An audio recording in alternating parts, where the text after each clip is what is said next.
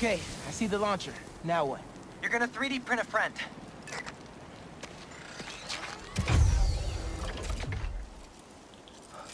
I get it now. FRND. Let me guess. Friendly Relay Network drone. Close, but it doesn't really matter. What matters is that it uses spatial and temporal correlated signals. Over-the-air computation? You're a genius, Ganke. Oh, you.